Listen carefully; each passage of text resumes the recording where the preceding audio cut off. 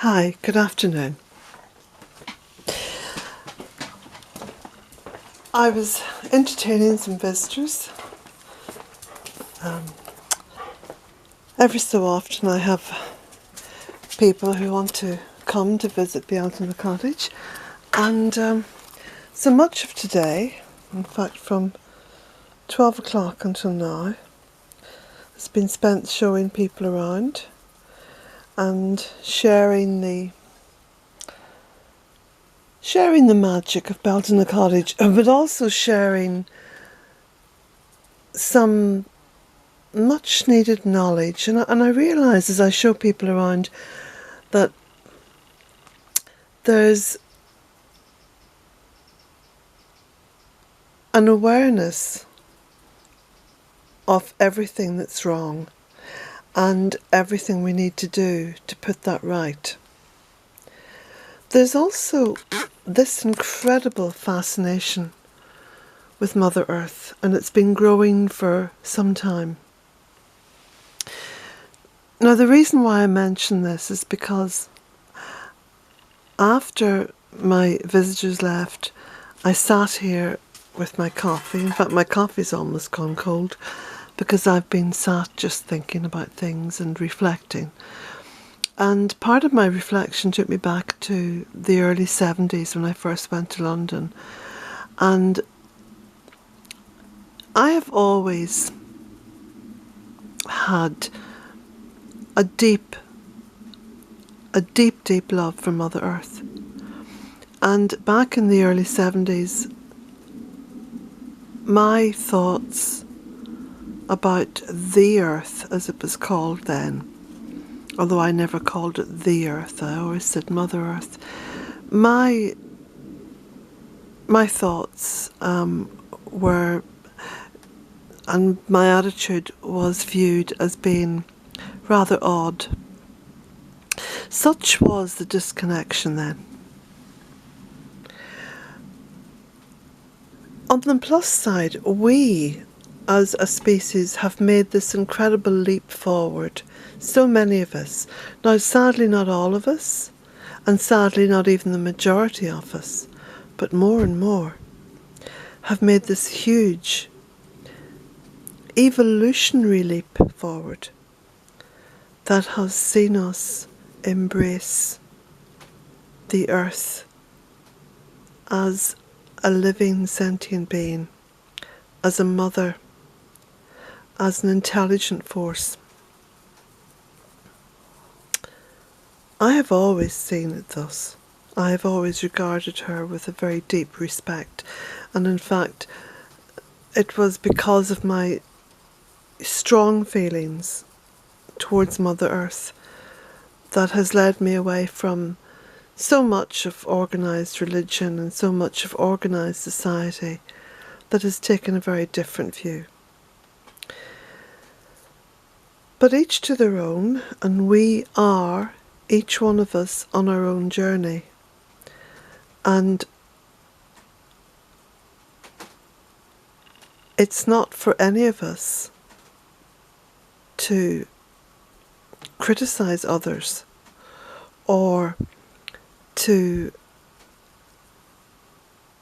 even have a judgmental view on others, because I think this is part of our own move forward, the realisation that each human being is on an individual human journey, that the consciousness or the soul or whatever it is that inhabits this body is on a very individual journey.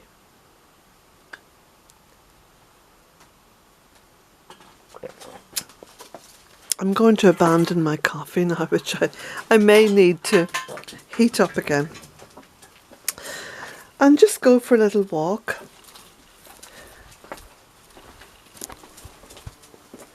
I've been working this morning, working very happily actually. See all the butterflies here? Because I love to work outside. I love to be outside. Look at this. Look, there's another one.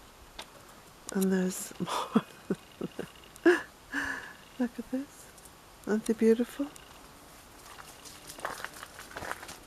So I've been tidying up, doing a little bit of cutting back. Not too much. Look at all the butterflies up here. I can see 1, 2, 3, 4, 5. Can you see 5? 6. They're really enjoying the nectar. Look at that. They're gorgeous. Oh, 7? Can I see 7 now? 1, 2, 3, 4, 5, 6. And one over there. 7.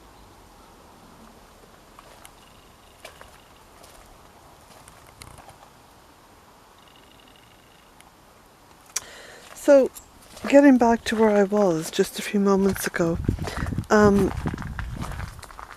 one of the disappointing aspects of going onto YouTube can be, not always, but can be reading the comments section. And it seems to me that there's many angry people who just want to kind of create negative comments, but then you know that because I've said this before. But I think that what happens is that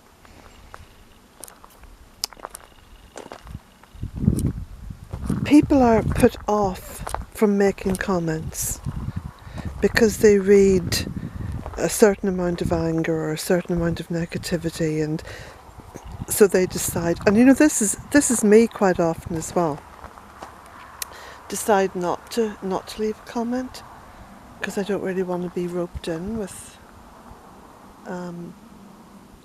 all that negativity.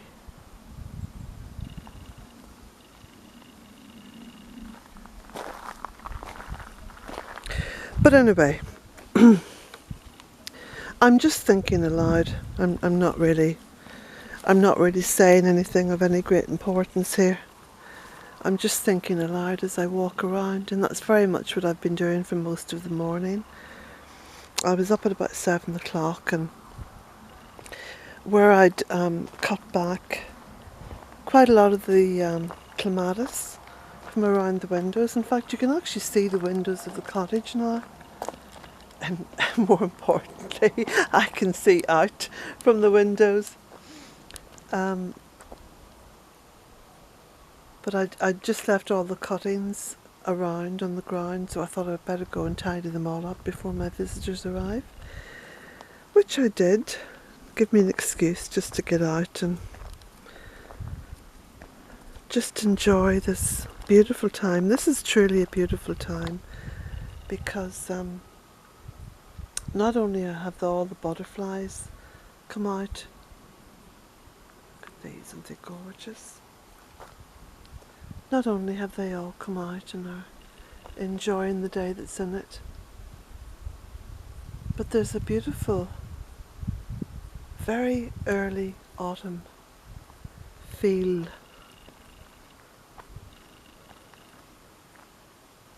Slightly cool. Not cold, just a little bit cool. So making it very pleasant to be outdoors.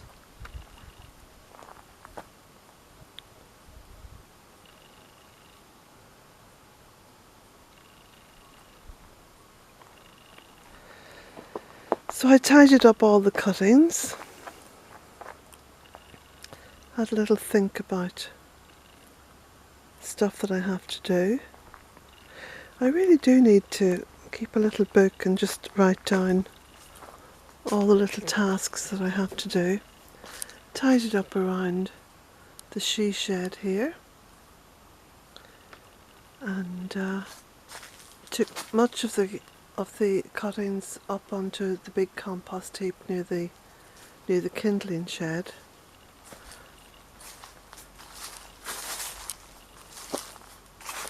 Realise now that I didn't even show my guests around the entire garden because we never got quite as far as round here, into the goddess.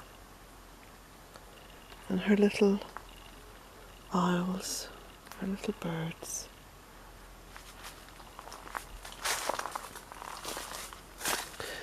So here's where I banked up some of the cuttings, piled them all up here.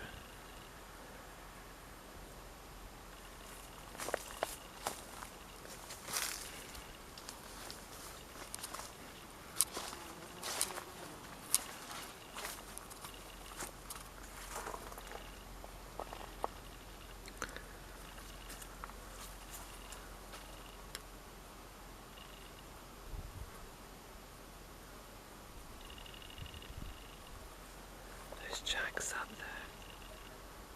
He loves to sit at the top of the driveway.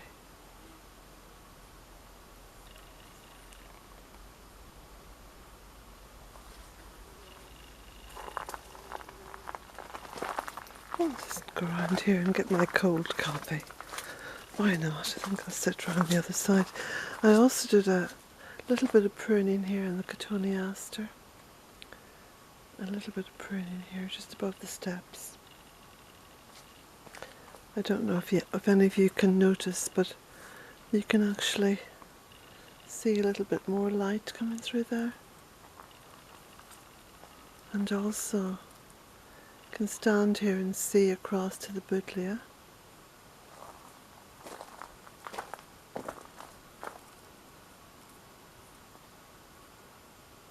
See all the butterflies.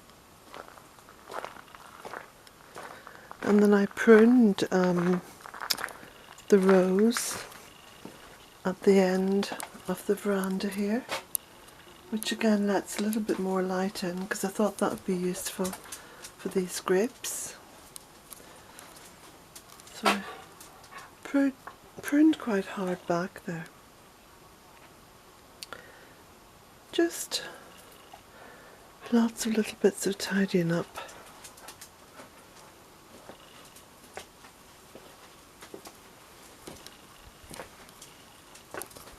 So I'll take my rather lukewarm coffee. I hung my little plaque there on the wall. My daughter bought me that.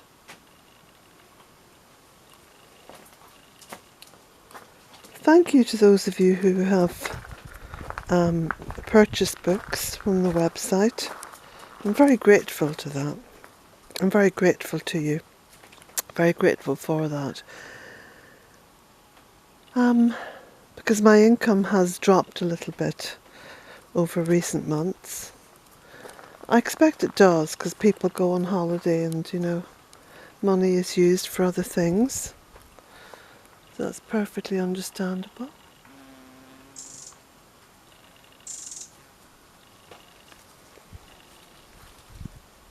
And yesterday, when I was uploading the video, it took about 5 hours to upload it. It was painfully slow.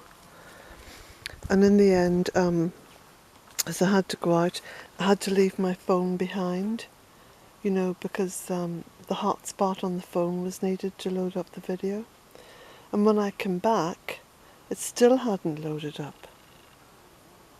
So, just at this point in time, there seems to be a slowness. Of course, it's a bank holiday weekend here in Ireland, so that may have added to it, because a lot of people come into the west of Ireland and of course are using their mobile phones, so I have a sneaking suspicion that that slows down the networks for other people. Oh, there's a whole bunch of apples up there. Those are the Bramley apples. Lovely. It'll be a month or so before they're ready. Well, a little bit longer actually, because they take a little bit longer to grow and mature.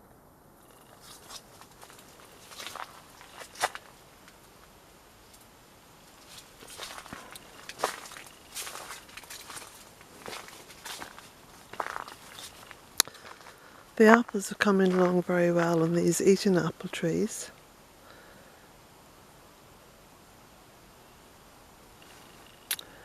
And my next big venture, and I keep saying this, is into the Lunacy Garden. Now I should be cutting the grass on the paths. The paths have got into a little bit of a state, but something's gone wrong with my lawnmower and I need to bring it into the workshop, the lawnmower workshop. Wee bit concerned with this beech tree now. It's gone very yellow early on, and I know that this has been exposed to a lot more sun, but I'm hoping that things will be okay with it. Because so far I haven't lost any trees due to the drought or the extreme weather conditions we've had. Of course I have had to clear out the tunnel, but all the deep-rooted stuff I've left there. That's been okay. But all the shallow-rooted annual crops I've had to take out. The soil has got very, very dry in there, so I may have to dig that out and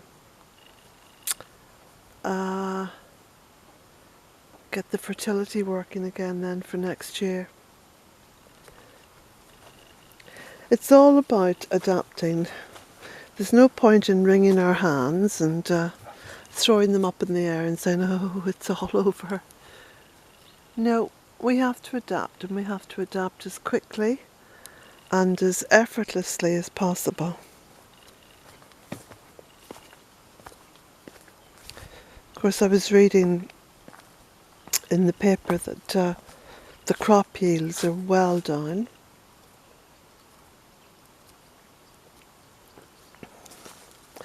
So we'll have to expect food prices to go up. On the plus side, that will encourage more people to grow their own food.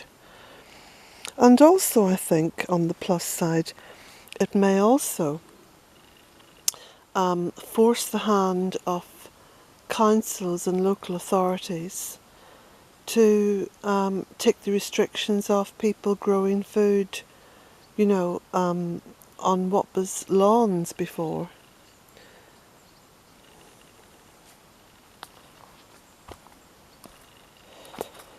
I have plans that I'm thinking about now for next year for the growing season, and I am going to concentrate on growing food and the particular foods that I would use as well. So I think primarily it will have to be potatoes and greens, kale preferably.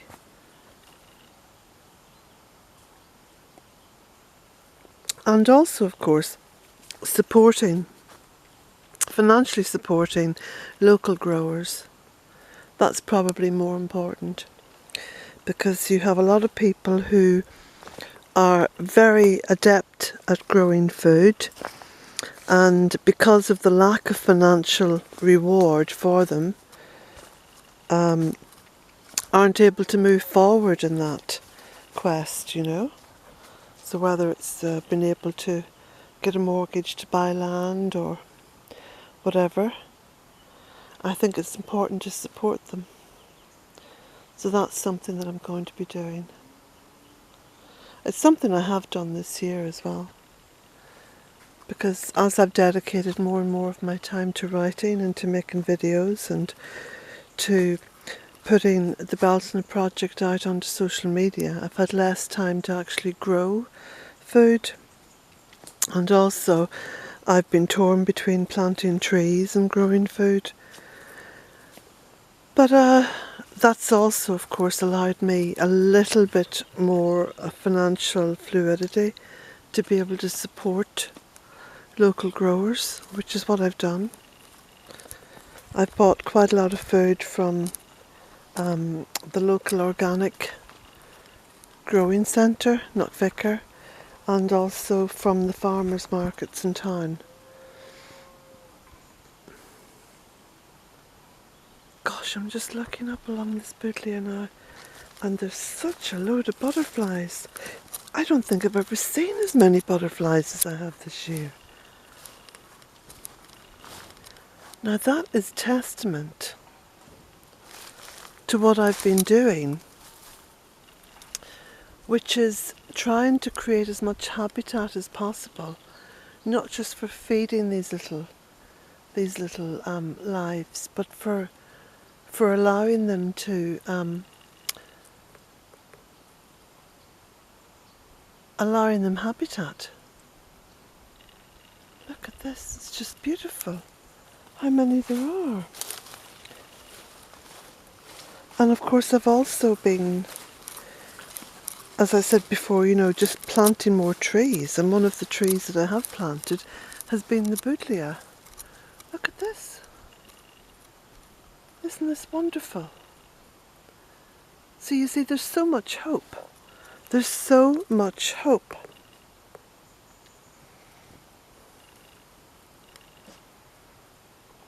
Look at this. Just so many butterflies. 2, 3, 4 up there. There's more here. Absolutely wonderful.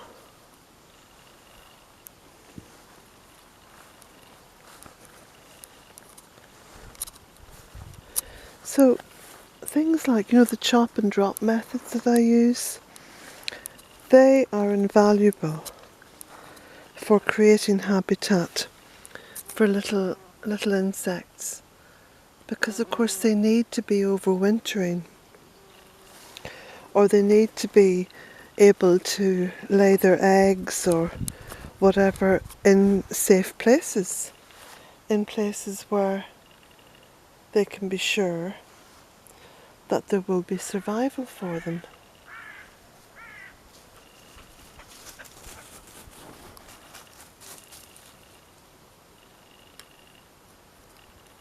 Now, of course, you know that this particular part of the garden, which I called the Lunacy Garden, was specially created for the birds and the butterflies and bees, but primarily for the butterflies and the bees.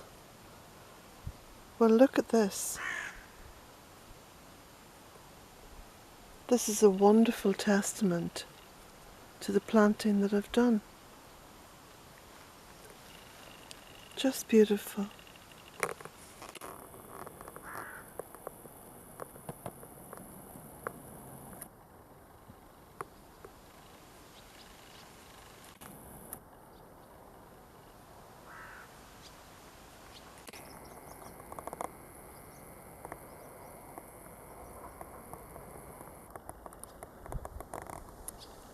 Plant it and they will come.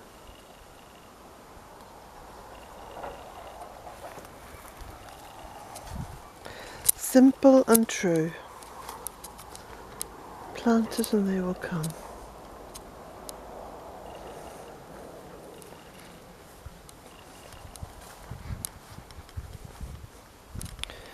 So I think the message that I'm picking up from the earth today is don't give up. This little garden was only put in place last year. Do you remember? Just last year. And look how many butterflies it's brought forth.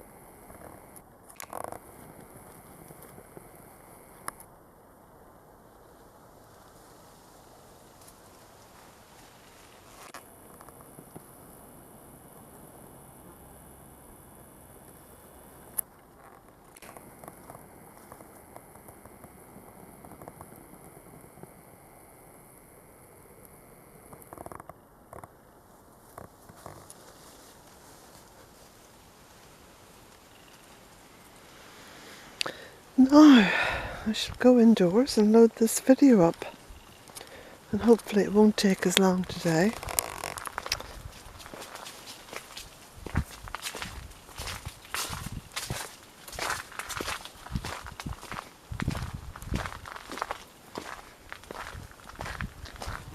I've been picking some of the seed heads on the poppies. They're starting to look gorgeous, aren't they?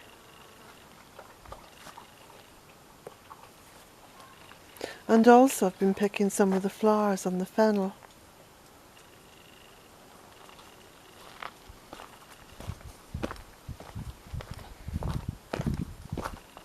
Just to put into vases in the cottage. Excuse me, I've got the hiccups. So, there we go. There's a little arrangement there.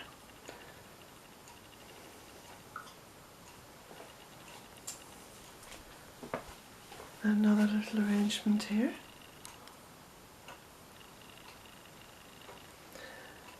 And blessings to you all. And remember, plant it and they will come.